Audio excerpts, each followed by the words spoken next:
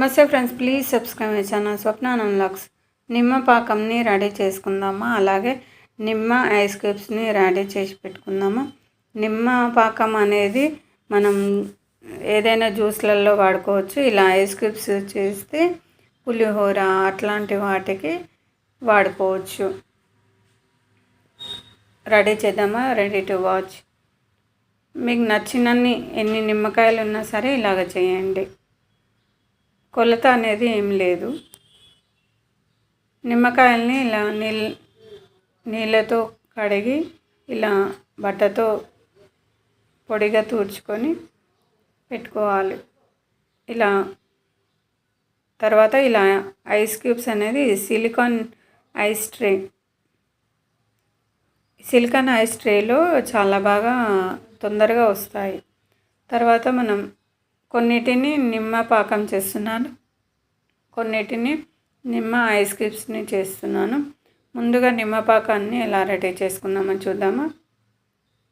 Ice క్యూబ్స్ని చేస్తున్నాను. ముందుగా కొన్నిటిని తీసుకొని నిమ్మరసాన్ని ఇలా జాలీలో వడగట్టుకొని నిమ్మరసం తీసి పెట్టుకొని ఇలా ఐస్ క్యూబ్స్లలో వేసుకొని ఐస్ క్యూబ్స్లలో ఇలా జ్యూస్ని పోసుకొని డీప్ ఫ్రిడ్జ్లో పెడితే ఐస్ క్యూబ్స్ లాగా తయారవుతుంది. ఆ ఐస్ క్యూబ్స్లు అనేది మనం నిమ్మ పులిహోర, నిమ్మకాయ పులిహోర అంటారు, ఆ పులిహోరనైనా దేంట్లోకైనా మనం వాడుకోవచ్చు జ్యూస్ అనేది. తర్వాత మనం నిమ్మ పాకంని రెడీ చేసుకుందామా. నిమ్మపాకంకి మనం ఎలా చేసుకోవాలంటే నిమ్మరసం సగం కప్పు అయ్యింది. ఆ సగం కప్పుతోటి ఒక వంతు ఉంటే నిమ్మరసం 3 వంతుల చక్కెర తీసుకోవాలి. 3 వంతుల చక్కెరకి 3 వంతుల నీళ్లు తీసుకోవాలి. అంటే నేను తీసుకున్నది సగం కప్పు నిమ్మరసం కాబట్టి సగం కప్పు నిమ్మరసం కాబట్టి 3 వంతుల చక్కెర 3 వంతుల నీళ్లు తీసుకున్నాను. మనం సగం కప్పుతో తీసుకున్నాం కాబట్టి మనం 3 వంతుల చక్కెర అంటే 1.5 కప్పు చక్కెర 1.5 నీళ్ళు వేసాను. జ్యూస్ అనేది ముందుగానే కొలిచి పెట్టుకోవాలి. తర్వాత ఇలా స్టవ్ ఆన్ చేసుకొని ఒక గిన్నెలోకి చక్కెర నీళ్ళు పోసి మనం గులాబ్ జామ్ పాకం అంటాం కదా, ఆ పాకంలాగా మరీ మీడియం వచ్చేటట్టుగా చూసుకోండి. మరీ బంకలాగా సాగకుండా గులాబ్ జామ్ పాకం అంటారు కదా, అలాంటి పాకం. గులాబ్ జామ్ చేసే వాళ్ళైతే ఎప్పుడు చేసే వాళ్ళైతే ఈ పాకం అనేది కరెక్ట్గా తెలుస్తుంది. గులాబ్ జామ్ పాకంలాగా వచ్చిన తర్వాత స్టవ్ ఆఫ్ చేసుకోవాలి. మనం ఇలా చేతిలోకి ఇలా స్పూన్లోకి కొద్దిగా తీసుకొని ఇలా చేతిలోకి అంటే కొంచెం బంకలాగా అంటే సరిపోతుంది. ఎందుకంటే మరీ బంకలాగా సాగితే చక్కెర పాకం అనేది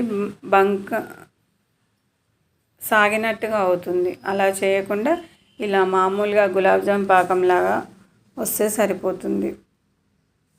తర్వాత స్టవ్ ఆఫ్ చేసుకొని పక్కకు పెట్టుకొని బాగా చల్లారించిన తర్వాత మాత్రమే ఆ పాకంలో మనం నిమ్మరసంని పోసుకొని కలుపుకోవాలి. ఎందుకంటే వేడి మీద పోస్తే నిమ్మపాకం అనేది చేదు వస్తుంది.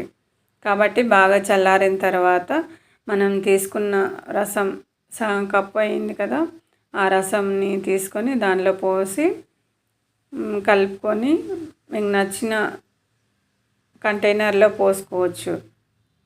గ్లాస్ జార్ అయితే ఇంకా మంచిది. నా దగ్గర ప్లాస్టిక్ జార్ ఉంది కాబట్టి దానిలో పోసుకున్నాను. పోసుకొని కలుపుకొని బయట అయినా నిల్వ ఉంచుకోవచ్చు, డీప్ ఫ్రిడ్జ్లో అయినా ఉంచుకోవచ్చు, మామూలు ఫ్రిడ్జ్లో అయినా ఉంచుకోవచ్చు. 6 నెలల పాటు నిల్వ ఉండే నిమ్మ పాకం అనేది రెడీ అయింది. ఇలా చేసుకొని బాటిల్లో అయినా గాజు బాటిల్లో అయినా పోసుకొని స్టోర్ చేసుకోవడమే. తర్వాత ఐస్ క్యూబ్స్ అనేది ఇలా రెడీ అయినాయి.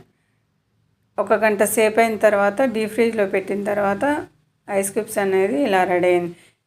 ఇలాంటి క్యూబ్స్ అనేది నిమ్మ పులిహోర వేటికో అయినా వాడుకోవచ్చు.